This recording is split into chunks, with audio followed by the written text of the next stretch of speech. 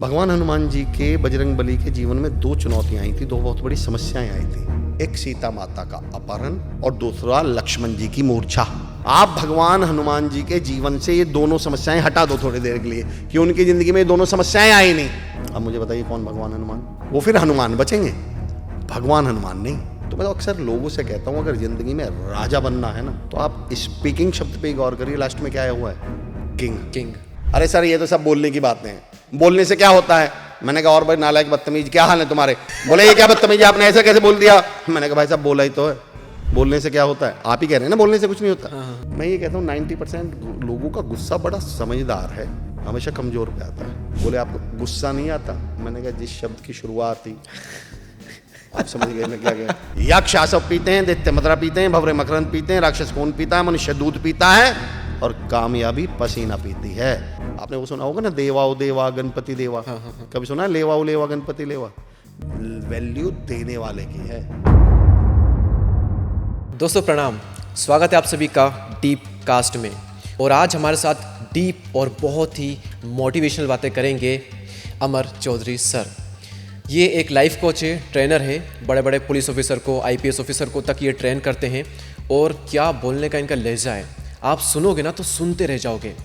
अगर आप यूथ हो, थोड़ा भी अगर मोटिवेट होना चाहते हो, आपके देख लेना, आप आपके रोंगटे खड़े हो जाएंगे। आज डबल मोटिवेशन का डोज यहाँ पर आज हो सकता है। सो आइए दोस्तों मिलकर स्वागत करते हैं अमर चौधरी जी का। सर एक चीज़ मैंने देखी आपके बारे में, आप मोटिवेशनल स्पीकर नहीं है, आप मोटिव एक्शनल स्पीकर हैं। ये मैंने आपके बारे में सुना है। जी। तो इसका क्या सीन है? दीपक भाई पहले तो मैं बहुत बहुत आभार दिल से आपको करता हूँ, जिस अंदाज में आपने इंट्रो दिया है ना, कमाल। बहुत बहुत शुक्रिया, बहुत बहुत दिल से आभार। आपने शुरुआत में बहुत ही शानदार पॉइंट उठाया है, मोटिव एक्शनल स्पीकर।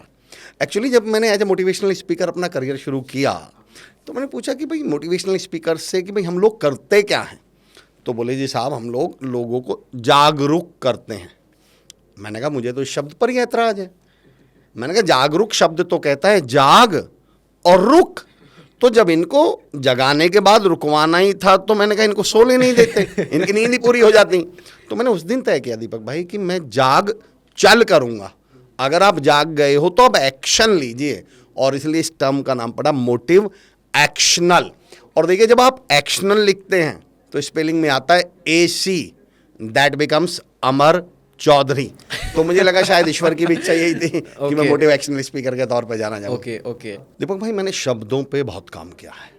एक्चुअली अगर हम शब्दों पे गौर करना शुरू कर दें ना तो आधे मायने तो शब्द अपने आप ही समझा देते हैं। जो हम बोलते हैं वो, या जो मन में ही सोचते हैं बोलते हैं वो? देखिए जो सोचते हैं वो तो थॉट्स हैं, तो जो खुद से बोलते हैं वो भी शब्द हुए या वो थॉट्स हुए? वो बिल्कुल वो भी शब्द हैं। आपने बहुत अच्छी बात कही। वो तो भाई अल्टीमेटली आप खुद से भी क्या कर रहे हैं? बोल रहे हैं। और जब आप चलिए स्पीकिंग शब्द पे गौर कर लीजिए, आपने बोलने वाली बात की है। तो मैं तो अक्सर लोगों से कहता हूँ अगर ज़िंदगी में राजा बनना है ना तो आप स्पीकिंग शब्द पे गौर करिए। लास्ट में क्या आया हुआ है? किंग। अगर आप राजा बनना चाहते हैं तो स्पीकिंग सुधार लीजिए, बस अपनी शब्द सुधार लीजिए। सारा खेल इस दुनिया में शब्दों का ही तो है। अच्छा। लोग शब्दों को इतने हल्के में ले जाते हैं। मैं कहता हूँ नहीं, शब्दों के बहुत बड़े मायने हैं। और कई बार हमें लगता है कि शब्द आपस में एक दूसरे के पर्यायवाची होते हैं। मैंने कहा नहीं, शब्द कभी भी एक दूसरे के पर्यायवाची होते ही नहीं। शब्दों को बहुत गौर से यूज कीजिएगा। उदाहरण देके बताता हूँ मैं आपको। पानी का पर्यायवाची क्या है? जल, नीर। जल है। हाँ। तो दीपक भाई जब आप शिवलिंग पर या मंदिर जाते हैं और शिवलिंग पर चढ़ाने जाते हैं लोटे में भरकर, क्या चढ़ाने जाते हैं? जल। क्या चढ़ाने जाते हैं फिर? जल। जल। क्यों? आपने पानी क्यों नहीं बोला? जमता नहीं बोलने में। सूरज को जब आप सुबह सुबह क्या देते हैं? जल। क्यों? पानी क्यों नहीं बोले? एक्चुअली जल पानी का पर्यायवाची है ही नहीं। जब पानी का काम किसी की प्यास बुझाना या किसी के हाथ पैर धोना है तब वो पानी है। पर जब पानी में हाइड्रोजन ऑक्सीजन की बात चलेगी ना तो वो पानी है जिसका पर्पस क्या है? प्यास बुझा दिया या कोई उससे नहा लिया। हाँ। पर जब उसी पानी में आस्था जुड़ जाए, विश्वास जुड़ जाए, जब उसमें धर्म जुड़ जाता है, फिर वो पानी नहीं बनता, वो जल बन जाता है। आपने कभी कहा है मैं गंगा पानी लेके आया हूँ? क्या बोलते हैं? गंगा जल। तो मैं कहता हूँ शब्द आपस में पर्यायवाची हैं। पानी और जल पर्यायवाची है ही नहीं। अच्छा बताइए पिता का पर्यायवाची क्या है? बाप। और मैं कहता हूँ बाप पिता का पर्यायवाची हो ही नहीं सकता। आप किसी रास्ते चलते से पूछ लो आपके पिताजी का नाम क्या है, वो रुक कर बाकायदा तमीज़ से बताएगा। आप पूछ के देखना आपके बाप का नाम क्या है। हमें अपने हमारे बाप का नाम याद दिला देगा। तो पिता और बाप पर्यायवाची, मैं कहता हूँ शब्द कभी भी पर्यायवाची नहीं होते इवन। तो शब्दों को तो इतने गौर से यूज कीजिएगा, शब्दों के अपने मायने हैं, शब्दों की अपनी मीनिंग्स हैं। जी, तो कैसे शब्द अपने आप से बोलने चाहिए? पॉजिटिव, सकारात्मक, पावरफुल।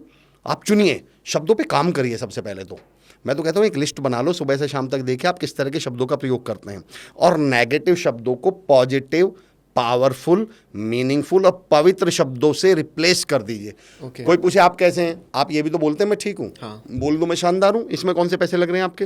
बोलिए मैं लाजवाब, इसमें कौन से पैसे लग रहे हैं आपके? बोलिए मैं बेहतरीन हूँ। मैं कहता हूँ पावरफुल बोलिए, पॉजिटिव बोलिए, पवित्र बोलिए। तो मैं शब्दों के साथ दिक्कत क्या है मैं बताता हूँ आपको।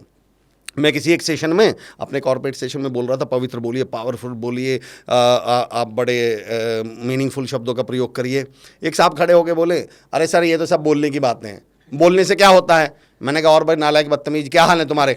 बोले ये क्या बदतमीज, आपने ऐसे कैसे बोल दिया? मैंने कहा भाई साहब बोला ही तो है, बोलने से क्या होता है? आप ही कह रहे हैं ना बोलने से कुछ नहीं होता। हम सारी दुनिया में, आप पिछले 6 महीने से जीजा जी के यहाँ क्यों नहीं गए? बोले जीजा जी ने ऐसा बोल दिया था। आपकी बॉस से क्या दिक्कत है? सर बॉस ने ऐसा बोल दिया था। हस्बैंड और वाइफ आपस में 4 महीने से बात क्यों नहीं कर रहे? बोले मेरी वाइफ ने मेरे हस्बैंड ने ऐसा बोल दिया था। आप पिछले साल 1.5 साल से पूरी दुनिया से बोलने के ऊपर मुंह बनाए हुए घूम रहे हैं, मुंह फुलाए हुए घूम रहे हैं, और फिर प्रोग्राम में क्या बोल रहे हैं? बोलने से क्या होता है? बोलने से क्या होता है? बोलने से कुछ नहीं होता तो जाइए ना बॉस के पास। बोलने से कुछ नहीं होता, जाइए ना जीजा जी के घर। आप बोलने की वजह से इस पूरी दुनिया से नाराज हैं, और फिर कहते हैं बोलने से क्या होता है। मैं तो ये मानता हूँ सर, इस दुनिया में जो होता है वो बोलने से होता है। बल्कि मुझसे कोई पूछे कि, मैं तो कहता हूँ आप कभी वर्ड शब्द पे गौर करिएगा। WORD, वर्ड माने शब्द, और दुनिया को इंग्लिश में बोलते हैं वर्ल्ड। इसमें से सिर्फ एल हटा दें तो वर्ड बन जाता है। एक्चुअली हमारे शब्द ही हमारी दुनिया हैं, और उस एल का मतलब है लर्निंग। शब्दों को सिर्फ सीख लीजिए। मैं तो इवन यहाँ तक कहता हूँ कि मुझसे कोई पूछे ईश्वर क्या है, तो मैं कहता हूँ आपके द्वारा बोले गए शब्द ही ईश्वर हैं। अच्छा। सिद्ध करता हूँ, ईश्वर शब्द का संधि विच्छेद करिए, ईश प्लस स्वर, आपके द्वारा बोले गए पवित्र शब्द वही आपकी दुनिया का निर्माण करते हैं। जैसा आप बोलते रहेंगे वैसे आपकी दुनिया बनती चली जाएगी। हम दूसरों को जो बोलते हैं ना, तो उससे हमारी लाइफ में भी इम्पैक्ट पड़ता है। अगर हम, उसने पूछा कि भाई तू कैसा है, मैं एकदम शानदार, जबरदस्त, जिंदाबाद, चित्रे सर बोलते हैं ये चीज़। बिल्कुल। हाँ, तो हम खुद भी तो सुन रहे हैं वो चीज़, तो उसका भी हम पे इम्पैक्ट पड़ता है। आपने एक बहुत शानदार शख्सियत का नाम लिया अभी, चित्रे सर कमाल की शख्सियत हैं।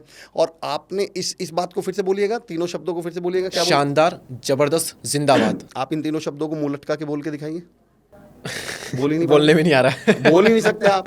शब्दों की अपनी एनर्जी होती है सर। जब आप बोलते हैं ना शानदार, आज तक किसी ने आपने बोलते हुए देखा मैं शानदार हूँ? जब आप शानदार बोलेंगे तो आप हो जाएंगे शानदार, आप हो जाएंगे लाजवाब। और मैं तो इसको ऐसे भी कहता हूँ दीपक भाई कि नेगेटिव बोलने से पहले 100 बार सोचिएगा, क्योंकि आपकी जीभ से दूसरे के कान तो हो सकता है 4, 5, 6 फीट दूर हों, पर आपके खुद के कान 6 इंची दूर हैं। वो नेगेटिविटी दूसरे के कानों में तो बहुत दूर जाएगी। आपकी जीभ के सबसे करीब आपके कान हैं, सबसे पहले वो नेगेटिविटी आपके अंदर घुसेगी। इसलिए मैं कहता हूँ शब्दों को सकारात्मक कर लीजिए, थॉट्स बाय डिफ़ॉल्ट सकारात्मक हो जाएंगे। ये भी मैं चैलेंज करता हूँ, क्योंकि शब्दों से कनेक्शन है थॉट्स का कहीं ना कहीं पर। हाँ, बेसिकली अब ये टॉपिक उस तरफ चला जाएगा, लेकिन दीपक भाई फिर भी मैं 1 मिनट में बोलता हूँ इस विषय पे। एक्चुअली जो सबसे मिसकंसेप्शन है वो बताता हूँ मैं आपको क्या है। मिसकंसेप्शन ये है कि आप अपने थॉट्स बदलिए। मैं कहता हूँ ये पॉइंट तो सही है पर बात गलत है। मतलब क्या हुआ, आप सॉरी, आप कार से कहीं जा रहे हैं और आपके दोस्त आपके साथ बैठे हैं, वो आपसे बोलते हैं कार मोड़ लो, तो आप नीचे उतर के पहिए टेढ़े करके कार मोड़ देते हैं? क्या करते हैं आप? क्यों? उसने क्या मोड़ने के लिए कहा था? कार मोड़ लो। आपने स्टीयरिंग क्यों मोड़ा? दरअसल उसने कहा कार मोड़ो, पर आप अच्छी तरह जानते हैं कि आपके हाथ में कार नहीं है, आपके हाथ में क्या है? स्टीयरिंग। मैं कहता हूं जो कार हैं वो थॉट्स हैं, और जो स्टीयरिंग है वो आपके शब्द हैं। आप कभी थॉट्स मोड़ ही नहीं पाएंगे, आप थॉट्स कभी चेंज कर ही नहीं पाएंगे। आप चेंज क्या कर सकते हैं? शब्द चेंज कर सकते हैं। हमें बचपन से जब से आज तक आपने सुना होगा ना, ये बताया गया कि अंदर से बदलो, अंदर से बदलो। और सबसे बड़ी गलती इंसान के साथ ये हो गई कि उसने आज तक जितने भी स्पीकर, जितने भी लोगों को सुना, वो सब ये कहते हैं अंदर से बदलो, और यहीं गड़बड़ हो गई। एक्चुअली मैं ये कहता हूं changes come inside, not from inside. Deepak भाई इसको मैं दोबारा रिपीट करूंगा, तमाम जो सुन रहे हैं कमाल के लोग सुनने वाले हैं, आपकी ऑडियंस में देखता हूं आपके वीडियो और कमाल की होती हैं वो बातचीत आपकी। Changes come inside. आपकी ऑडियंस की एक खूबी और बताता हूं, मैंने बहुत सारे कमेंट्स पढ़े, वो नए विचारों को ना वेलकम करते हैं, वो सुनते हैं, समझते हैं कहना क्या चाह रहे हैं सामने वाले। पॉइंट समझिए मेरा, मैं हमेशा कहता हूं sir changes come inside not from inside. बदलाव अंदर आते हैं, अंदर से नहीं अंदर से नहीं आते। अगर मैं कहूं जिस हॉल में अभी ये पॉडकास्ट चल रहा है, मैं दीपक भाई आपसे कहता हूं इसको और ब्यूटीफाई बनाए करिए, और बेहतर बनाइए, और सुंदर बनाइए, क्या करेंगे आप? कुछ फिगर आउट करेंगे कुछ। अच्छा, जैसे जैसे बताइए मुझे एक दो चीज, क्या करेंगे आप? जैसे आप फर्नीचर बदल लेंगे। अच्छा, इसका आप प्रोडक्शन क्वालिटी की बात कर रहे हैं? हाँ जी जी, हाँ, इसको और सुंदर बनाइए। और सुंदर, तो इसमें लाइट चेंज कर सकते हैं, लाइट ऐड कहाँ कर से सकते आएगी हैं। Sir light? लाइट आएगी कहाँ से? बाहर से। और बताइए सर क्या करेंगे? और यहाँ पर कुछ अच्छी चीज़ रख कहाँ सकते से हैं। आएंगी सर? बाहर से आएगी। फर्नीचर कहाँ से आएगा सर? सब बाहर से टाइल्स आएगा। कहाँ से आएंगे बाहर सर? से। Changes come inside not from from inside. Inside, okay. बदलाव अंदर अंदर आते आते हैं, हैं, अंदर से नहीं अंदर आते। से नहीं आते। बाहर से इनके आते हैं। सारे रिसोर्सेज बाहर बाहर हैं। है। वो जो थॉट्स हैं ना वो आपके अंदर हैं, आप उन्हें बदल ही नहीं पाएंगे कभी। आपको जितने भी आपके, मैं ये नहीं कह रहा थॉट्स मत बदलिए, सेंटेंस अपने आप में वो सही है, पर थॉट्स मंजिल हैं, रास्ता नहीं है। रास्ता क्या है? आपके शब्द। आपके हाथ में क्या है? शब्द। चलो मैं एक बात कहता हूं आपसे, अगर मैं अभी आपसे कहूं दीपक भाई नेगेटिव मत सोचो, तो यहां कोई बटन लगा हुआ है कि मेरा सेशन सुनने के बाद आप कहेंगे सर आइंदा मैं नेगेटिव नहीं सोचूंगा? एक्चुअली नेगेटिव, मुझसे एक सवाल बहुत पूछा जाता है कि सर नेगेटिव थॉट्स को हम पॉजिटिव में कैसे बदलें, या how to stop thinking negative, negative सोचने से रुकें कैसे? मैं कहा नहीं, ये कोशिश भी नहीं करनी, बस मेरे कहने से एक काम कर लीजिए। बोले जी क्या? मैंने कहा अच्छा एक बात बताइए, एक बहुत प्रैक्टिकल। देखो सर, जो व्यवहारिक हो सके मैं वो बताता हूँ, डायलॉग बाजी तो बहुत कुछ हो सकती है, मैं आपको जो व्यवहारिक तरीका है, प्रैक्टिकल तरीका, मैं यूट्यूब पे अगर अमर चौधरी ऑफिशियल के नाम से जो मेरा यूट्यूब चैनल है सर, उस पर आप जाएंगे तो एक लाइन लिखी हुई है कि मैं वो कोई काम नहीं करता जो यूट्यूब या गूगल कर दे। मतलब मैं वो एग्जाम्पल दूंगा नहीं, स्टीव जॉब्स के उदाहरण दे दिए जी, मार्क जुकरबर्ग के एग्जाम्पल दे दिए, नहीं, आप अपनी ज़िंदगी का एग्जाम्पल सुनिए, मैं बताता हूँ आपको। आप मुझे एक बात बताइए, नेगेटिव थॉट्स को कैसे बदलें? मैं बताता हूँ बहुत सिंपल तरीका। दीपक भाई मैं आपके घर आया, मैंने बेल बजाई, आपने मुझे देख लिया, पर आपने मेरे लिए दरवाज़ा नहीं खोला, आपने मुझे इग्नोर कर दिया। मैं अगले दिन फिर आऊँगा, बेल बजाई, आपने मुझे देखा पर आपने दरवाज़ा नहीं खोला। तीसरे दिन फिर आया, मैंने बेल बजाई, आपने मुझे देखा पर दरवाज़ा नहीं खोला। चौथे दिन मैं आपके घर आऊँगा क्या? नहीं। मुझे क्या महसूस होगा? इग्नोर कर रहा है, इग्नोर, इंसल्ट। तो मुझे क्या कर रहे हैं? मैं कहता हूँ नेगेटिव थॉट्स आपके दिमाग में डेली आएंगे, इनके लिए दरवाज़ा मत खोलो। ये जो मुंह है ना आपका, ये दरवाज़ा है। थॉट्स आने दो, पर इन्हें किसी से बोलो मत। नेगेटिव किसी से बोलो मत, नेगेटिव मत बोलो। पहले दिन नेगेटिव कहेगा यार ये आदमी तो मुझे इग्नोर कर रहा है, इसने तो दरवाज़ा ही नहीं खोला। अगले दिन फिर नेगेटिव थॉट आएगा, बोले यार इसने तो आज भी इग्नोर कर दिया, इसने तो मुझे बोला ही नहीं। तीसरे दिन फिर आएगा, यार इसने तो आज भी इग्नोर कर दिया। चौथे दिन उसकी भी तो इज्जत है, वो भी तो रेप्यूटेड है। नेगेटिव थॉट्स भी तो ईगो लेके बैठे हुए हैं, वो कहें चल भाई मैं इस आदमी के घर ही नहीं जाता, छठे दिन से आना बंद कर देंगे। पर हम इतना वेलकम करते हैं, हम तो दरवाज़ा खोल के खड़े रहते हैं कब नेगेटिव आए और हम कब बोल दें। तो मैं कहता हूँ आपके हाथ में ये है ही नहीं कि नेगेटिव थॉट्स आए ना, आपके हाथ में इतना है कि आप नेगेटिव बोले ना। इतना कर लीजिए। यही मैं आपसे क्वेश्चन करने वाला था, खैर आपने जवाब दे दिया। जी जी। क्योंकि यार सिचुएशन कई बार ऐसी होती है कि हम थॉट्स तो आएंगे ना नेगेटिव, तो बिल्कुल आएंगे। गुस्से में तो ये चीज़ कंट्रोल नहीं होती ना। बिल्कुल आएंगे। देखो आपके पॉडकास्ट, आप बड़े यंग है और आपकी स्टाइल है एक गुस्सा शब्द, अब मुझे नहीं, आप चाहें तो इसको बाद में एडिट कर लीजिएगा, पर मैं अपना एक पर्सनल एग्जांपल बताता हूँ आपको। किसी ने पूछा अमर भाई आपको गुस्सा नहीं आता क्या कभी? मैंने कहा यार इस शब्द को, मैंने शब्दों पे थोड़ा बहुत जो काम किया सर, मैंने कहा यार इस शब्द को दोबारा बोलना। बोले आपको गुस्सा नहीं आता? मैंने कहा जिस शब्द की शुरुआत थी, आप समझ गए मैं क्या कहा? मैंने कहा जिस शब्द की शुरुआत इतनी घटिया चीज़ से हुई है, वो क्यों आए? वो आएगी क्या मुझे? तो कोई मुझसे पूछता है भाई आप कभी किसी से गुस्से हो क्या? मैंने कहा जिस शब्द की शुरुआत ही इससे हो रही है, मैं ऐसे कोई काम नहीं करता। गुस्से के बारे में दीपक भाई वैसे एक बात बताऊं आपको, लोग कहते हैं सर मुझे गुस्सा बहुत आता है। मैं ये कहता हूँ 90% लोगों का गुस्सा बड़ा समझदार है, हमेशा कमज़ोर पे आता है। मैंने आज तक किसी कांस्टेबल को सब इंस्पेक्टर पे गुस्सा करते हुए नहीं देखा, सब इंस्पेक्टर को इंस्पेक्टर साहब पे गुस्सा आते हुए नहीं देखा, इंस्पेक्टर साहब को सीओ साहब पे गुस्सा नहीं आया। मैंने कहा तुम्हारा गुस्सा इतना पढ़ा लिखा है क्या? मैंने पता है किस पे आना किस पे नहीं आना। मैंने कहा कि कभी किसी चपरासी को क्लर्क पे गुस्सा करते नहीं देखा ऑफिस में, क्लर्क को मैनेजर पे करते हुए नहीं देखा, मैनेजर को सीनियर मैनेजर पे करते नहीं हुआ देखा। मैंने कहा यार बड़ा समझदार गुस्सा लेके घूम रहे हो। एक्चुअली ये भी हमने फैशन बना रखा गुस्सा करना, कमजोरों पे कोई भी गुस्सा कर ले और फिर क्या डालो, सर मुझे गुस्सा बहुत आता है। तो मैंने कहा बताओ ना कभी अपने से ताकतवर पे आया हो तो हमें बताओ जरा। इसका मतलब इतना तो आपका अपने गुस्से पे कंट्रोल है कि कहाँ आना है। तो मैंने कहा कमजोर पे भी आके कर लीजिए। एक्चुअली हम दूसरों को नीचा दिखाने में जो हमें मजा आता है वो गुस्सा नहीं है, वो हम ये दिखाना चाहते हैं कि देख मैंने उसकी औकात बता दी, मैंने उसको बदतमीजी से बोला, मैंने उसे गुस्सा करके दिखा दिया, मैंने उसे। दीपक भाई मेरी ज़िंदगी का एक टर्निंग पॉइंट बताता हूँ। जब कोई किसी से बदतमीजी से, गुस्से से, गलत शब्दों से गाली दे के बोल के दिखाता है ना, और वो सोचता है कि हमने उसकी औकात बता दी, उसके ख़ानदान का परिचय दे दिया, तो मैं कहता हूँ नहीं मेरे दोस्त, तू जो ये बदजुबान बोलता है तू नहीं, तेरा ख़ानदान बोलता है। आप उसके ख़ानदान का परिचय नहीं दे रहे, आप अपने ख़ानदान का परिचय दे रहे हैं। और जिस दिन ये बात समझ में आ जाएगी गुस्सा आना बंद कर देंगे। गुस्से पे सबको कंट्रोल है, मैं ये भी बता दूं आपको। अगर कंट्रोल नहीं है तो मुझे बताइए ना, आपको कब अपने से ताकतवर पे, कब अपने से बड़े पे, कब से सीनियर पे आए, मुझे भी बताइए। इसका मतलब कंट्रोल तो आपको है। सच का सबसे समझदार चीज गुस्सा है। बहुत बहुत समझदार, पढ़ा लिखा, एजुकेटेड गुस्सा लोगों का। तो यहाँ पर शब्दों से थॉट्स बदलेंगे, विचारों से एक्शन बदलेंगे, और एक्शन से आपकी ज़िंदगी। क्या शब्द से पहले भी कोई चीज़ आती है जिसे हम कह सकते हैं इनपुट, कि हम क्या देखते हैं, क्या पढ़ते हैं, कि इन्हीं से हमारे शायद शब्द बन रहे हैं जो हम सुनते हैं? ये आपने कमाल का सवाल पूछ लिया, बहुत बहुत खूबसूरत सवाल है। देखिए जब आप अपनी एक प्रोसेस में होते हैं, जब अपने आप को, you people want to grow, या आप लोग ग्रेट पर्सनैलिटी बनने की जब बात करते हैं, एक शब्द आता है सर पर्सनैलिटी। तो मैं इसको ऐसे, मैंने शब्दों पे थोड़ा बहुत जो काम किया, मैं कहता हूँ पर्सनैलिटी शब्द की परिभाषा मैं बताता हूँ दो। पर्सनैलिटी शब्द को मैं कहता हूँ पर्सनल एबिलिटी। जब आप व्यक्तिगत योग्यताओं को बेहतर बनाने लगे, that is called personality develop हो रही है। आप व्यक्तित्व शब्द पे, आप व्यक्ति और व्यक्तित्व में अंतर देखिए ना।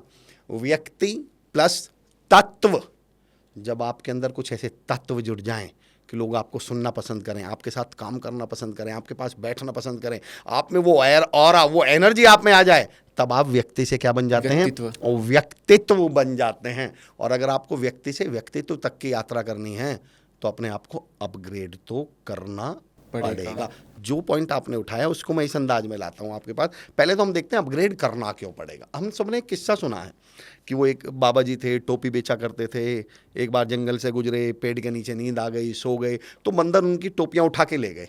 ये कहानी याद है कि मैंने नहीं सुनी, आपके टाइम में नहीं रही होगी। हाँ। ये उससे पहले ना स्कूल की क्लास में हुआ करती थी। जो सुन रहे हैं वो बताइएगा आप लोगों ने सुनी है या नहीं सुनी है।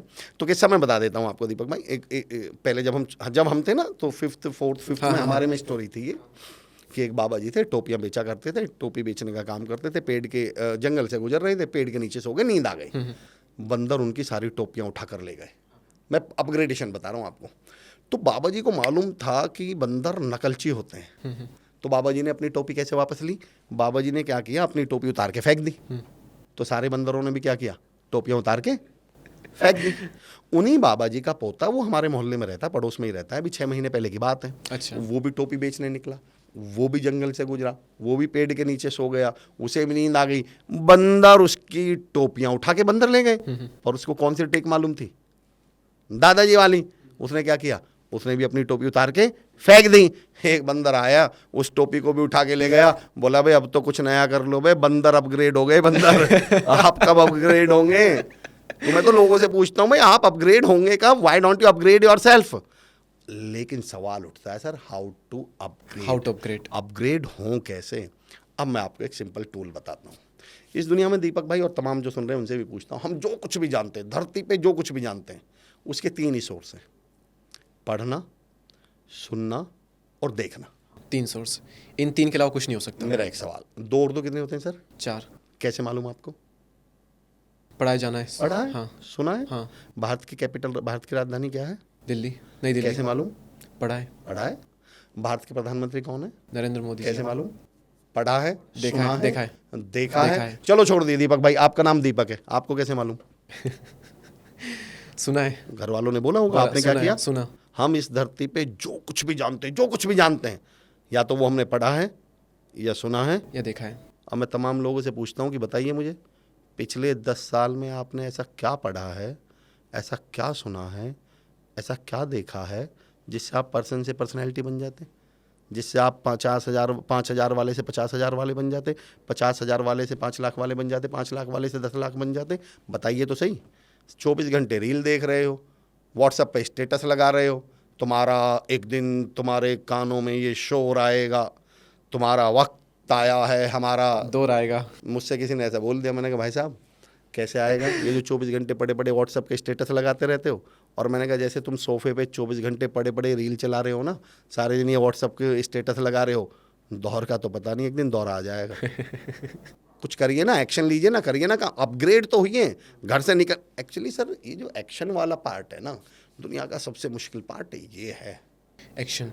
जब कोई पूछता है ना, आप कभी आपने नोटिस किया दीपक भाई, कभी भी आपकी पर्सनैलिटी बड़ी, आप बड़े फिट हैं, आपके साथ एक घटना घटती होगी, मेरे जैसा जिसकी भी थोड़ी बहुत टमी निकल रही हो, जरा सा भी फैटी हो ना, आप कभी नोटिस कर लेना, वो आपसे मिलते ही पूछेगा, कोई भी मोटे आदमी को आज के बाद नोटिस करना, वो किसी भी फिट आदमी से मिलते ही पूछता है, भैया यार हमें बताओ ना यार, भैया आपको क्या लग रहा है, वो सच में पूछना चाह रहा है, क्या लगता है उसे मालूम नहीं कैसे फिट रहा जाता है, उसको नहीं मालूम क्या डाइट खानी चाहिए, उसको नहीं मालूम कि जिम जाना है, पता उसको सब है, पता सब है, पर उसे ये मालूम है कि अगर मैंने पूछा तो ये ज्ञान देने शुरू कर देंगे, तो वो चाहता है इससे पहले ये ज्ञान दे, तू ही 2 सवाल पूछ ले ताकि इसको लगे नहीं यार अब यार जानना तो चाह रहा है, और फिर वो आपसे सुन के 500 और लोगों से पूछता फिरेगा। एक्चुअली हम सबको पता है कामयाब हुआ कैसे जाता है, सबको पता है उठ के मेहनत करनी पड़ती है, सबको पता है पसीना बहाना पड़ता है, सबको पता है एक्शन लेने पड़ते हैं, पर यही तो नहीं लेना। मैं तो लोगों से पूछता हूँ, जब कोई मुझसे अपनी कोई समस्या पूछता है तो मैं पूछता हूँ कि सच में हल चाहिए क्या? बोले सर मतलब? मैंने कहा यार अगर मैंने आपको हल दे दिया तो वो चलाना पड़ जाएगा ना आपको, खेत में मेहनत करनी पड़। अगर मैं आपको बता दूं, अल्टीमेटली मैं ऐसा कौन सा तरीका बता दूंगा, मैं ये कहूँगा कि जाओ सुबह शाम को 4 बजे सोया करो और दोपहर को 12 बजे उठा करो कामयाब हो, ऐसा करूँगा क्या मैं? आप ऐसा कहेंगे क्या? हम सब अल्टीमेटली बताएंगे क्या? मेहनत करो, एक्शन, काम करो, एक्शन लो। समस्या क्या है? वही तो सब। एक ऐसा एग्जाम्पल देता हूँ दीपक भाई, जो मैं बहुत कम पॉडकास्ट में तो देता ही नहीं, एक शायद मैंने एक जगह कहा हो, और ट्रेनिंग्स में भी बहुत कम देता हूँ, क्योंकि इसको समझने के लिए वो लोग चाहिए ऑडियंस, और मैंने आपकी ऑडियंस को देखा कमाल के लोग हैं। मैं एक बार एक ट्रेनिंग के लिए गया, एक होटल में रुका हुआ था, तो रात को 9 साढ़े 9 बजे जैसे मैं वॉक करने के लिए उतरा, तो एक लड़का, यंग लड़का, 20-22 साल का लड़का, वो कुछ ढूंढ रहा था। तो मैंने क्या हुआ? बोले सर कुछ नहीं, बस मेरी अंगूठी खो गई सर, सोने की थी। अब मुझे भी ऐसा लगा यार इसका तो बड़ा नुकसान हो गया, तो मैं भी ढूंढवाने लगा। हमें 5-7-10 मिनट हो गए इधर उधर, हम ढूंढते रहे। तो मैंने 5-10 मिनट बाद जब नहीं मिली तो मैंने उससे पूछा कुछ ध्यान है किधर गिरी थी? तो बड़ा बारीक उदाहरण, मुश्किल उदाहरण है, मैंने कुछ ध्यान है किधर गिरी थी? वो मेरा हाथ पकड़ के दीपक भाई 100 मीटर दूर ले गया। बोले जी यहाँ गिरी थी। तो मैंने यार तुम बेवकूफ़ हो, फिर वहाँ क्यों ढूंढ रहे हो? अब जवाब सुनिए। बोला सर यहाँ अंधेरा है ना, वहाँ उजाला है ना। उसको अच्छी तरह मालूम है अंगूठी यहाँ गिरी है, यहाँ मिलेगी, पर यहाँ ढूंढना मुश्किल है ना थोड़ा, अंधेरा है ना। तो उसने आसान जगह ढूंढ ली जहाँ उजाला हो, जबकि वो अच्छी तरह जानता है यहाँ आसान जगह पे वो अंगूठी है ही नहीं। हम लोगों ने आसान जगह ढूंढ ली, हम लोगों ने ऐसे काम ढूंढ लिए जो पड़े रहो, कुछ करना ना पड़े, बस दुनियादारी के बारे में, दुनिया को बुरा बताओ, लोगों को बुरा बताओ, दुनिया बड़ी मतलबी है, और अपने मन को समझा लो कि हम तो इसलिए कामयाब नहीं हुए, हमें तो अपनों ने लूटा, गैरों में कहाँ दम था, हमारी कश्ती वहाँ डूबी जहाँ पानी कम था। मैं लोगों से सवाल पूछता हूँ भाई आपके IAS क्लियर करने में, UPSC करने में अपनों का रोल क्या है? अगर कोई व्यक्ति, आपने ऐसे स्टेटमेंट देखे सोशल मीडिया पे कि दुनिया, मैं कहता हूँ आपके कामयाब होने में अगर दुनिया रोकना भी चाहे तो मुझे बताओ कैसे रोकेगी वो दुनिया? एक IAS बनने वाले बच्चे को दुनिया कैसे रोक सकते हैं? उसकी किताब लेके भाग जाएगी, उसका रोल नंबर फाड़ देगी, करेगी क्या? दुनिया का, रिश्तेदारों का, लोगों का रोल क्या है? अगर एक बच्चा कॉम्पिटिटिव एग्जाम की तैयारी करना चाह रहा है, आप अपना स्टार्टअप शुरू करना चाह रहे हो, और आपके रिश्तेदार आपको कामयाब होते हुए नहीं देखना चाहते, कैसे रोक लेंगे जरा बताना? भारत सरकार को लेटर लिख के देंगे कि इसको स्टार्टअप मत शुरू। उनका रोल क्या है? एक्चुअली किसी को कोई नहीं रोक रहा, सबने कहानियां गढ़ी हुई हैं। इसके 2 नुकसान हो रहे हैं, एक तो दुनिया बुरी लगने लगी सबको, और दूसरा आदमी अपनी ही एक गलतफहमी में जी रहा है कि हमें तो अपनों ने लूटा। सबको पता है हल तो मेहनत से ही निकलेगा, सारा खेल मेहनत का है। और उनको ये रियलाइज़ होना चाहिए कि हम बहाने बना रहे हैं। बिल्कुल, डेफिनेटली। हाँ दीपक भाई, आपने बहानों का शब्द कहा है तो 2 पॉइंट हैं मुझे याद आ रहे हैं, दोनों मैं जिक्र करना चाहता हूँ अपनी लोगों से। मेरे दोस्तों एक बात लिख के ले लीजिएगा, excuse and success can't walk together. कामयाबी और बहानेबाजी दोनों एक साथ नहीं चल सकते। आपकी जिंदगी आपको पूरी छूट है, बनाइए बहानेबाजी। बस मेरी एक बात याद रखिएगा, जिसने एक बार बहाने बना लिए ना वो फिर दुकान बना पाएगा, ना मकान बना पाएगा, ना करियर बना पाएगा, ना फ्यूचर बना पाएगा। तो या तो बहाने बना लो या फ्यूचर बना एक लो। चीज बना पाओगे आप, बनाइए, खूब बहाने बनाइए, ये अलग बात है, आपको भी मालूम है कि आप बहाने बना रहे हैं। रही बात मेहनत की, दीपक भाई मैंने जिंदगी में एक सबक सीखा है, मेहनत तो करनी पड़ेगी। यक्ष आसव पीते हैं, दैत्य मदरा पीते हैं, भंवरे मकरंद पीते हैं, राक्षस खून पीता है, मनुष्य दूध पीता है और कामयाबी पसीना पीती है। आपके बस की है तो इसके बारे में सोचिए, वरना किस किस को आजमाइए, किस किस को रोइए। आराम बड़ी चीज है, मुंह ढक के सोइए। पर मैं चुनौती देता हूं ऐसे हर व्यक्ति को, अगर आप कामयाब नहीं हुए तो आप मुंह ढक के सो के दिखा दें, ट्रेनिंग देना छोड़ दूंगा। दुनिया तो छोड़, मजे भी इस दुनिया में कौन ले सकता है। मैंने अभी क्या कहा दीपक भाई कि किस किस को आजमाइए, किस किस को रोइए, आराम बड़ी चीज़ है, मुंह ढक के सोइए। पर मैं चुनौती देता हूँ दुनिया, जब मैं ऐसी बातें करता हूँ ना अपनी ट्रेनिंग्स में, तो बच्चे खासतौर से कॉलेज के स्टूडेंट्स या तमाम ट्रेनिंग्स में जब मैं करता हूँ कॉर्पोरेट्स में, तो बोले सर हम ज़िंदगी में मज़े ना लें। तो मैं पता है मैं क्या कहता हूँ दीपक भाई, नहीं, मैं तो ये कहता हूँ हमारी ज़िंदगी का एक ही मकसद होना चाहिए हमारी लाइफ का, और वो है मज़े लेना। मेरा सवाल बस दीपक भाई इतना है कि मज़े कौन ले सकता है, कामयाब आदमी या नाकामयाब आदमी? कामयाब आदमी, कामयाब असली आदमी। मजे बोले। हमें इतनी सी बात समझनी है। चलो जितने लोग सुन रहे हैं मुझे, मैं भी, अगर आप ऑफिस में, स्कूल में, जहाँ कहीं भी हैं, मैं दीपक भाई से रिक्वेस्ट करके, इनकी बहुत चलती है भैया, बहुत बड़े पॉडकास्टर हैं, दीपक भाई से आपके परिवार और आपके ऑफिस में कॉल करवाता हूँ और मैं आपको छुट्टी दिलवाता हूँ 2 दिन की, और हम आपसे कहते हैं जाओ छुट्टी आपकी 2 दिन की, जाओ मज़े लेके आओ। बस आपकी जेब में 1 भी रुपया नहीं है, जाओ लेके आओ मज़े। आप घर से बाहर निकलेंगे, समोसे की दुकान पे पहुँचेंगे, भैया पोहे की दुकान पे पहुँचेंगे, भैया 2 पोहे दे देना, वो कहेगा पैसे, पैसे तो नहीं थे जी। फिर आप ऑटो वाले के पास जाएंगे, भैया थिएटर लेके चलना, वो कहेगा जी पैसे, जी पैसे तो नहीं थे। 2 घंटे बाद घर ही आ जाएंगे। मज़े भी कामयाब इंसान ले सकता है, मेहनत तो करनी पड़ेगी। ये तो मुझसे लिखवा लीजिए। एक चीज़ और मैं हमेशा कहता हूँ, मेहनत और मजदूरी, अगर आपने मेहनत नहीं करी, मैं मजदूर शब्द की बात नहीं कर रहा हूँ, उनकी तो मैं बड़ी रिस्पेक्ट कर रहा हूँ, बहुत काम कर रहे हैं, उनके पास तो अपॉर्चुनिटी नहीं थी। जिनके पास अपॉर्चुनिटी है उनसे कह रहा हूँ मैं, मेहनत नहीं करी तो मुझसे लिखवा लीजिए, मजदूरी करनी पड़ जाएगी। और मजदूरी शब्द की परिभाषा बता दूँ, मज़े से दूरी। उसके बाद ज़िंदगी में मज़े नहीं ले पाएंगे आप, मैं लिख के दे सकता हूँ फिर आपको। और रही बात सुधरने की, दीपक भाई, जो तमाम अगर यंगस्टर सुन रहे हैं उनसे भी कह रहा हूँ, तमाम लोगों से कह रहा हूँ, सुधरना तो पड़ेगा। संभव ही नहीं कि आप ना सुधरें। ये अलग बात है आप तब सुधरे जब सुधरने का कोई फायदा, सुधरना तो पड़ेगा। एक जंगल में एक सांप रहा करता था, आपने सांप को देखा होगा, ऐसे टेढ़ा करके चलता है सांप। तो तमाम कुत्ते बिल्ली बंदर ने, तब की बात है जब जानवर बोला करते थे, कुत्ते बिल्ली बंदर शेर ने कहा भाई सीधा चला कर, इसमें तो बहुत टाइम लगता है। बोले नहीं मेरी तो आदत है। आपने देखा ना तमाम टीचर्स या पेरेंट्स अपने बच्चों को समझा रहे होते हैं, बेटा लापरवाही मत कर, बेटा पढ़ ले, बेटा फलां के साथ मत रहे, बेटा सुधर जा। बेटा कहता नहीं मैं तो ऐसे रहूँ, मेरी तो मैं कहता हूँ नहीं भाई नहीं रह पाओगे ऐसे, सुधरना तो पड़ेगा। तो उसने कहा भाई सीधा चला कर, ऐसे तो बहुत टाइम लगता। बोले नहीं मेरी तो आदत है। अरे बोले तो गलत आदत है, सुधार। बोले नहीं मेरी तो आदत है। सब ने कहा कुत्ते बिल्ली बंद, अरे भाई ये तो गलत आदत है, इसमें बहुत टाइम लग। बोले नहीं मेरी तो आदत है, मैं तो ऐसे रहूँगा। एक बार जंगल में लग गई आग।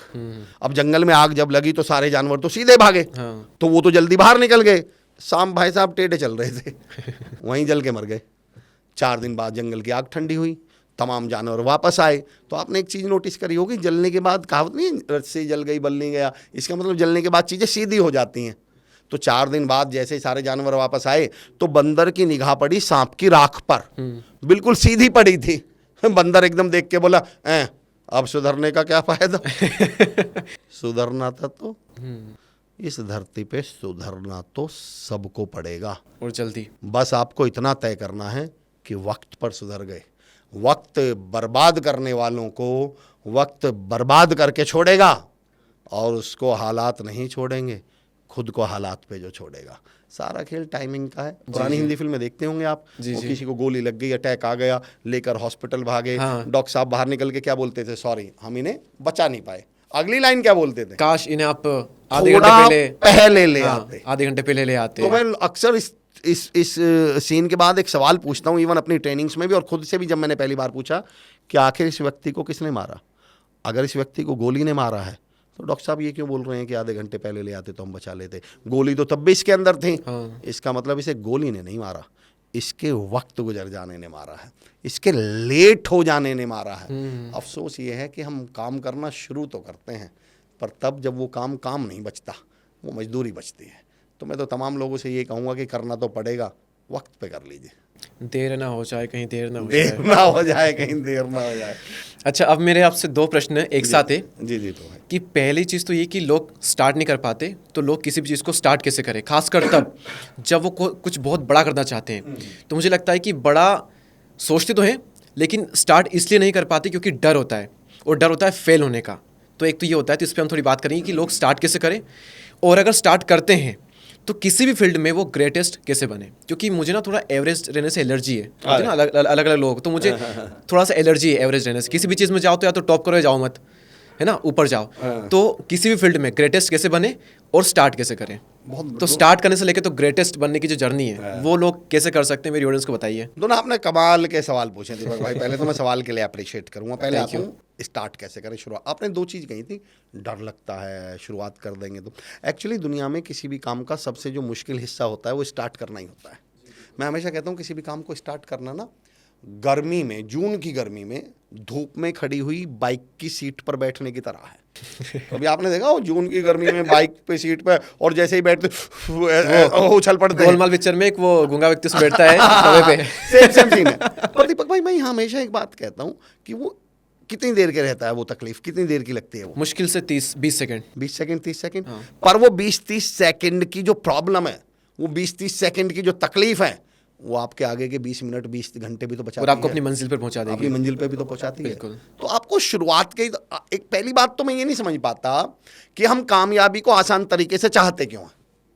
हम क्यों चाहते हैं कि कामयाब होने में तकलीफ ना हो, हम क्यों चाहते हैं कामयाब होने में दिक्कत ना हो।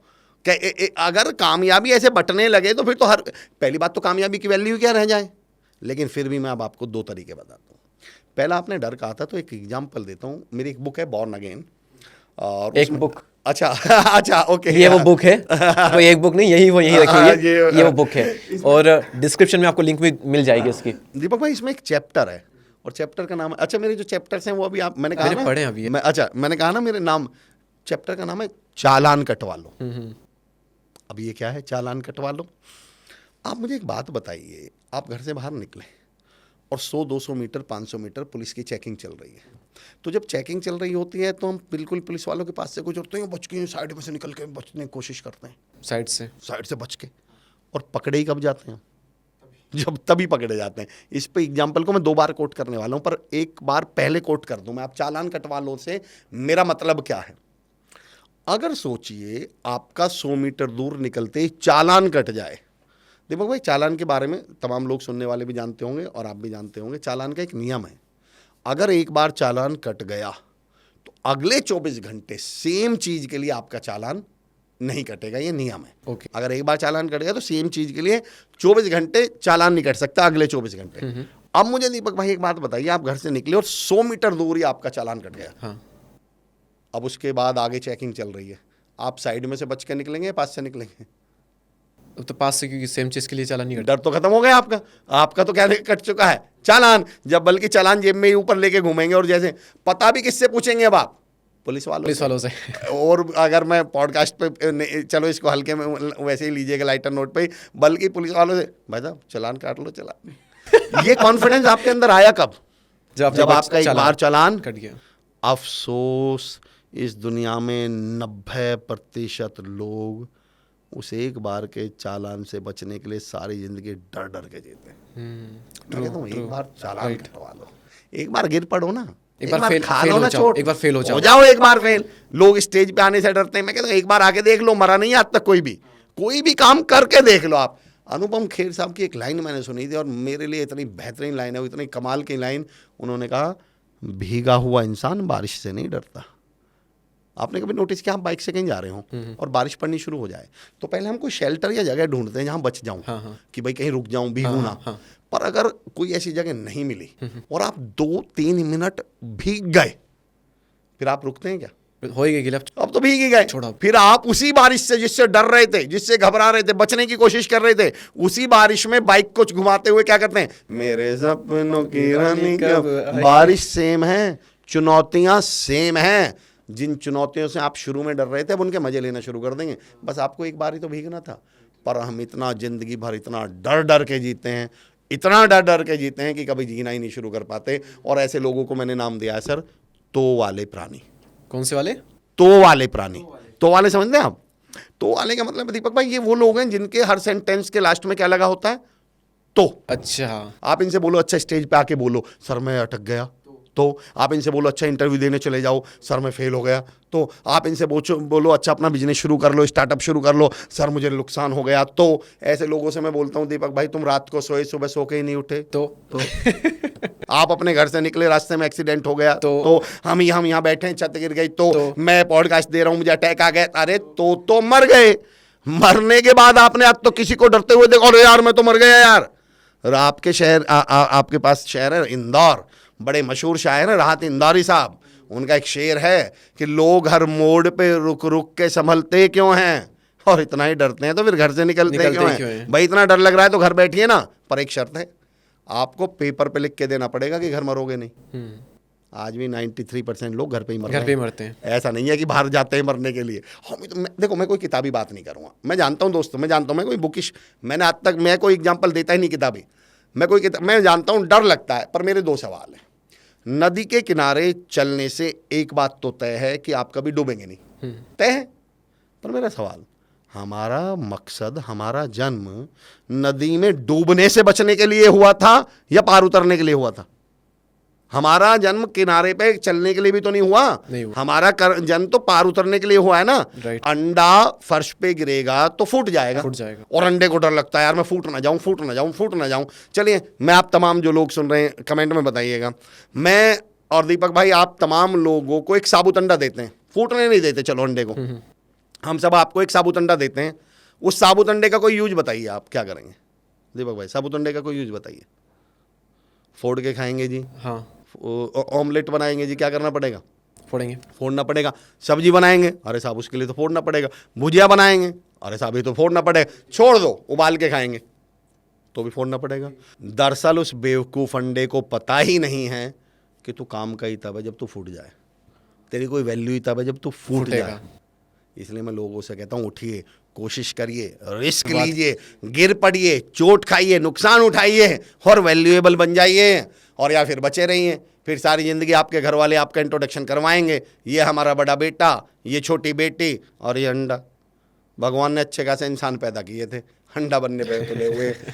और एक बात और बता दो दोस्तों, अंडा तो फूटेगा, फूटना तो उसका तय है। आप इंसान हो, आप अपनी देख लो। आपके हाथ में बस इतना है कि या तो अपनी मर्जी से अंदर से फूट जाओ खुद ब खुद, और या फिर दुनिया फोड़ देगी बाहर से।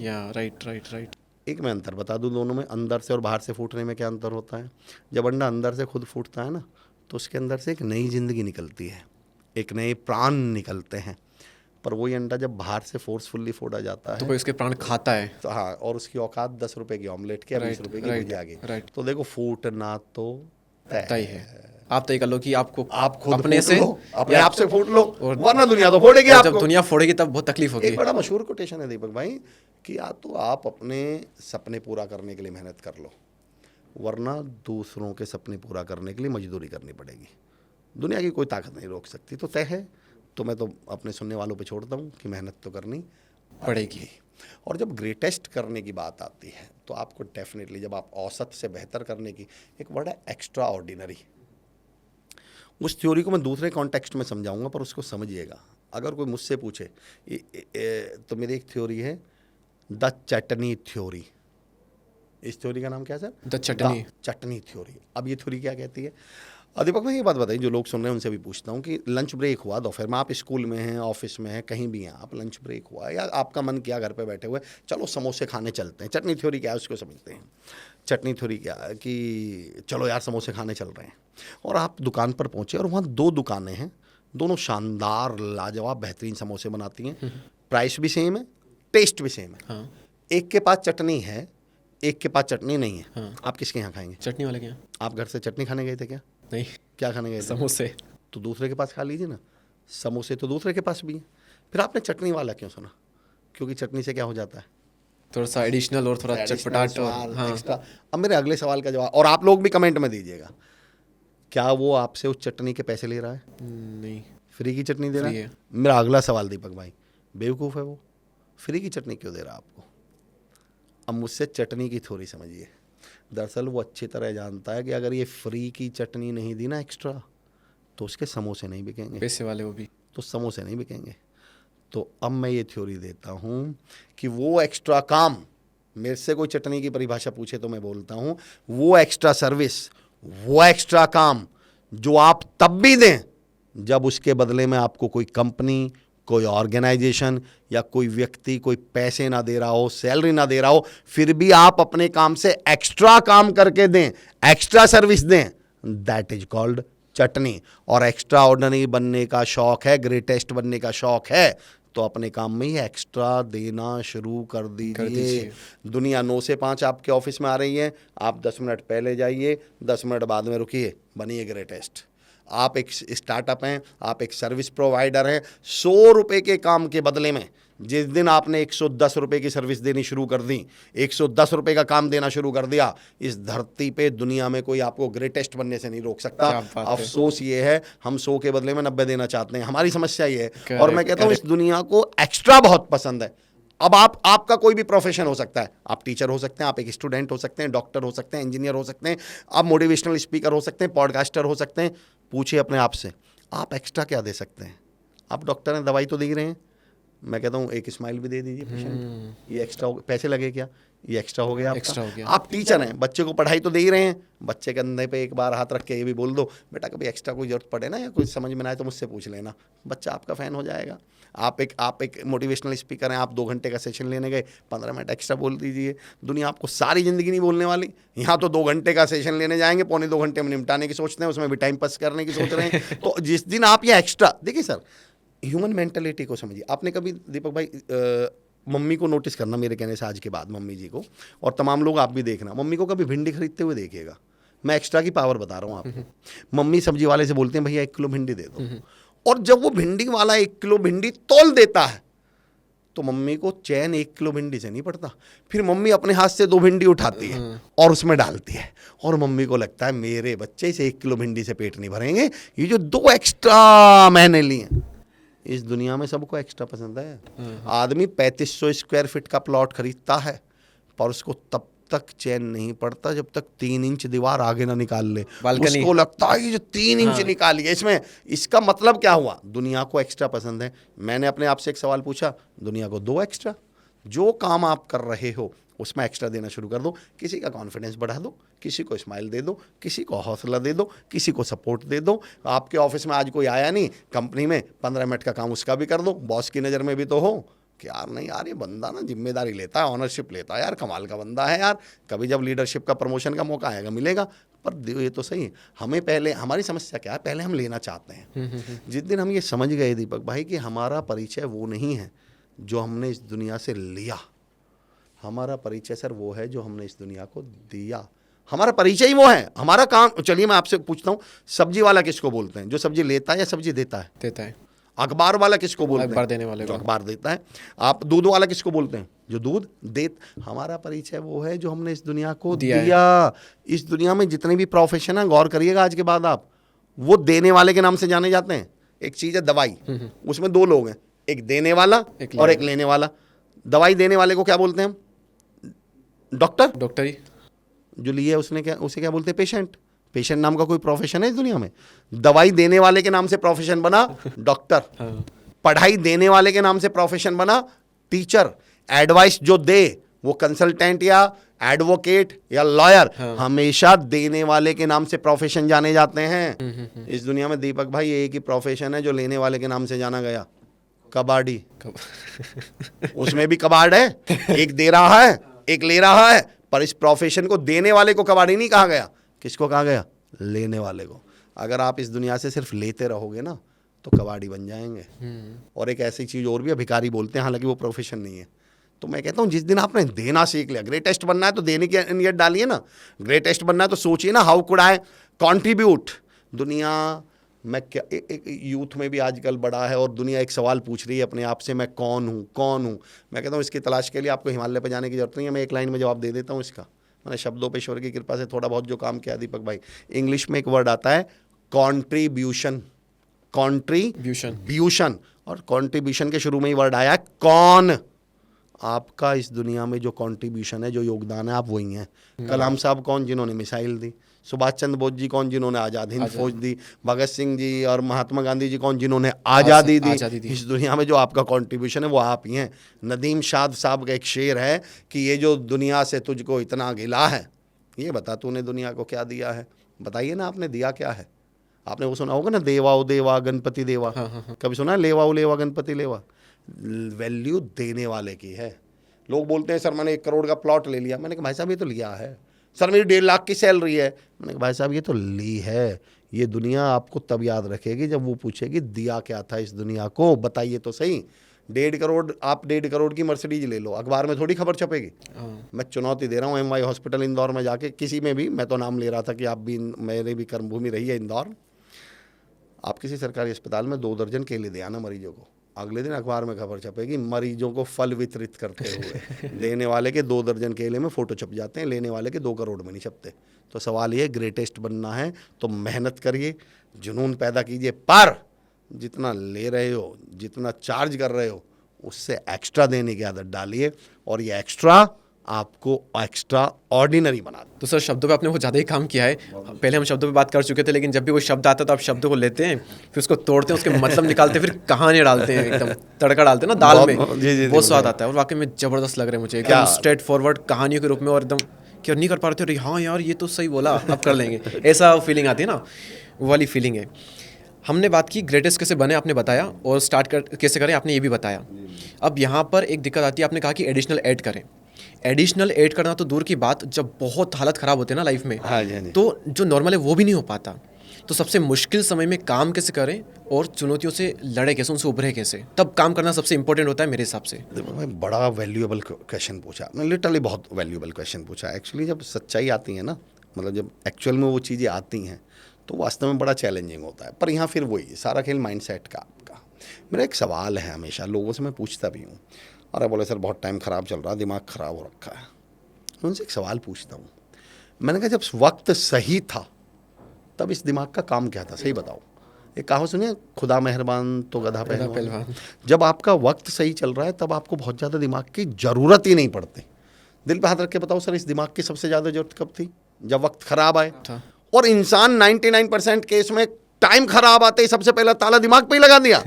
मैंने कहा इसकी अभी तो जरूरत थी। राइट। और तुमने सबसे, ये तो फायर एक्सटिंग्विशर आप खरीद कर लाए, आपने 20 साल तक घर में रखा, और जैसे ही आग लगी उठा के बाहर फेंक दिया।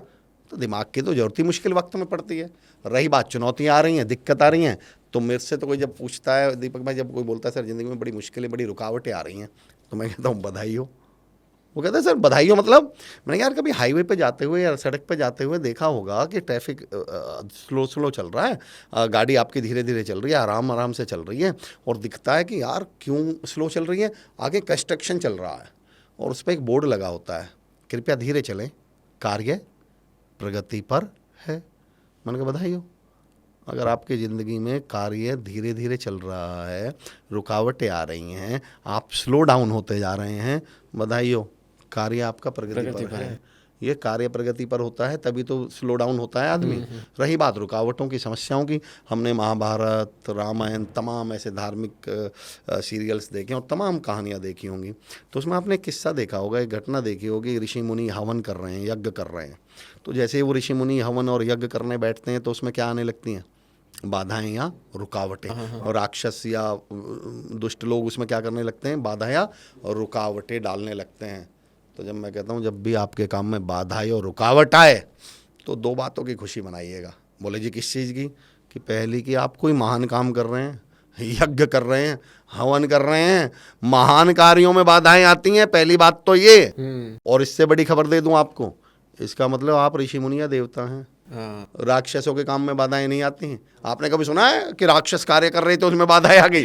बाधाएं हमेशा ही पुण्य लोगों के, पुण्य आत्माओं के काम में आती हैं। तो जी, भाई जी, अगर जी। आपकी रास्ते में बाधाएं और मुश्किलें, चुनौतियां आ रही हैं तो ईश्वर का आभार मानिएगा और कहिएगा इसका मतलब हम कोई महान काम या यज्ञ कर रहे हैं। और मुझसे रही बात, देखो सारा खेल एटीट्यूड का सर। एक साहब, एक दोस्त मुझसे बोले, यार अमर भाई बहुत परेशानियों से गुजर रहा हूँ। मैंने कहा बधाई हो। बोले मतलब? मैंने कहा तुमने कहा कि मैं परेशानियों से गुजर रहा हूँ, अगर मैं आपसे कहूँ दीपक भाई कि मैं इस कमरे से गुजर रहा हूँ तो 2 मिनट बाद मैं इस कमरे में रहूँगा या बाहर निकल बाहर जाऊँ? निकल जाएंगे। तो मैंने कहा बधाई हो, आप परेशानियों से गुजर रहे हैं। रोना तो उनका है जो परेशानियों में आलती पालती मार के बैठे हुए हैं, हाँ, ठेर यूं टिक के बैठे हुए हैं। आप तो गुजर रहे हो तो निकल जाओगे। और रही बात मुश्किलों की और चुनौतियों की, मुझे दीपक भाई एक बात बताइए, और तमाम लोग आप भी कमेंट्स में बताइएगा, जब भी कोई पक्षी, कोई बाज जब आकाश में उड़ रहा होता है, आसमान में उड़ रहा होता है, तो उसे अपने रास्ते की सबसे बड़ी बाधा, सबसे बड़ी रुकावट क्या लगती है कि यार ये मेरा रास्ता रोक रही है, ये नहीं होती तो मैं और तेज उड़ता। हवा। हवा। चलो एक काम करते हैं दीपक सर, एक काम करते हैं साथियों, उसकी जिंदगी में से, उस पक्षी, उस बाज के रास्ते में से हवा हटा देते हैं, रास्ते से हवा। अब तो तेज उड़ेगा ना? उड़ना तो छोड़ दीजिए, मर जाएगा। मर जाएगा। उस बेवकूफ़ को यही नहीं पता, जिसे वो अपने रास्ते की सबसे बड़ी बाधा समझ रहा है, सबसे बड़ी रुकावट समझ रहा है, उसके उड़ने की वजह ही वो है। हमारी समस्या ये है, ये जो चुनौतियां और परेशानियां हैं ना सर, यही तो हमारे आगे बढ़ने की और जिंदा रहने की वजह हैं। चलिए, 2 लोग हॉस्पिटल में एडमिट है और मैं दोनों के हार्ट बीट आपको मॉनिटर में दिखाता हूँ। ऊपर वाले की जो हार्ट बीट है वो बिल्कुल स्ट्रेट चल रही है। 2 लोग हॉस्पिटल में एडमिट है, दोनों का मॉनिटर दिखाता हूँ। ऊपर वाले की हार्ट बीट बिल्कुल सीधी चल रही है और नीचे वाले की हार्ट बीट ऐसे ऊपर ऊपर नीचे करके चल रही है, उबड़ खाबड़ चल रही है। आप बताइए दोनों का मतलब क्या है? एक मर गया, एक जिंदा है। ऊपर वाला ऊपर वाले के पास चला गया, नीचे वाला जिंदा है। पर इसकी तो जिंदगी में उतार चढ़ाव चल रहे हैं, इसकी तो हार्ट बीट ऊपर नीचे चल रही है। ये उतार चढ़ाव ही तो इसको जिंदा रखे हुए हैं। और हम मंदिर, मस्जिद, गुरुद्वारे में जाकर सबसे पहली प्रार्थना भगवान से, ईश्वर से क्या करते हैं? हे मेरे मालिक, हे मेरे प्रभु, मेरी जिंदगी में उतार चढ़ाव मत दे। शुक्र करो सुन नहीं रहा, बुला लेगा। ये सहारा, राहत इंदौरी साहब का शेर है, ये सहारा ना हो तो परेशान हो जाएं और मुश्किलें जान ही ले लें अगर आसान हो जाएं। सर ये चुनौतियां ही तो आगे बढ़ा रही हैं।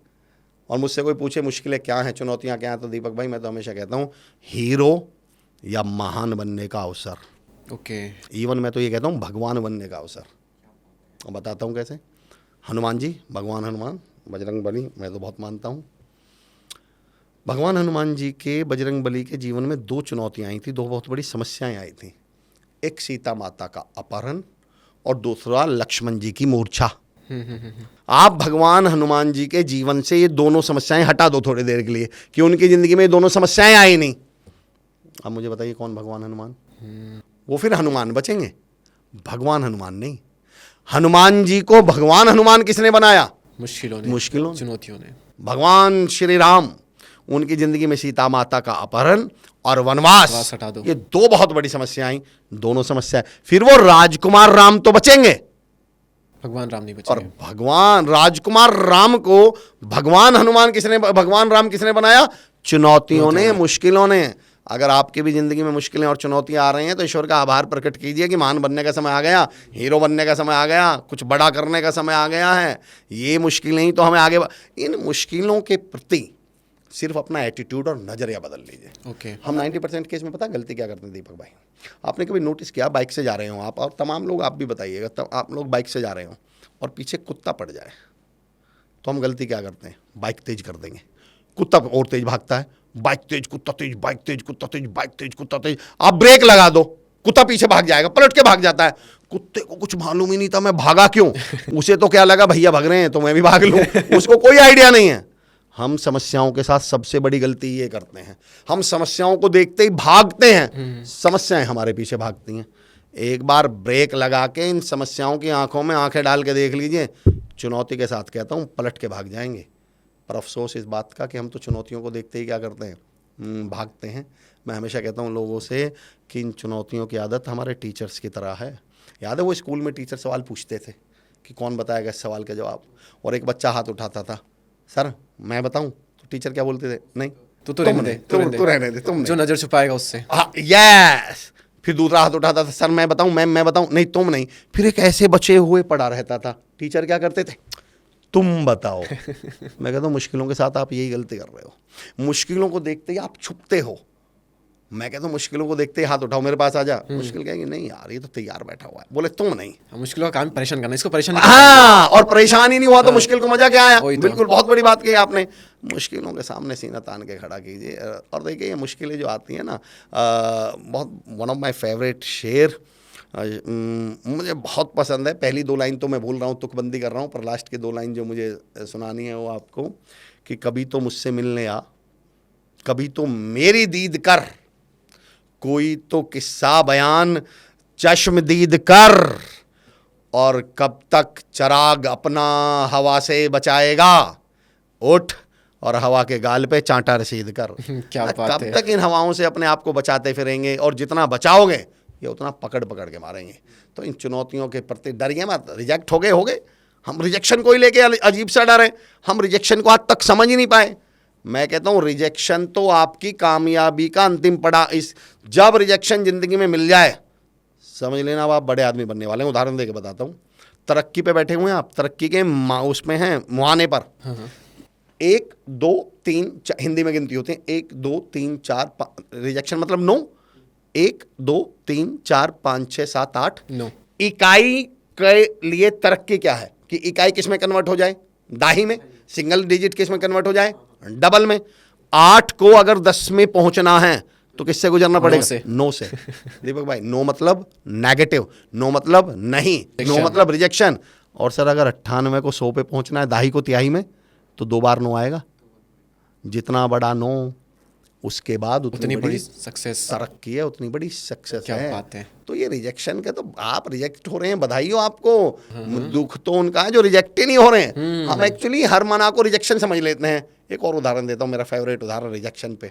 हम इस दुनिया में क्या बनाने आए हैं, नाम। नाम के शुरू में क्या आया हुआ है, ना। हाम थोड़ी है ये, हाँ से नाम थोड़ी, हाँ से तो हाम बनता है। नाम बनाना है तो नाम तो आएगा।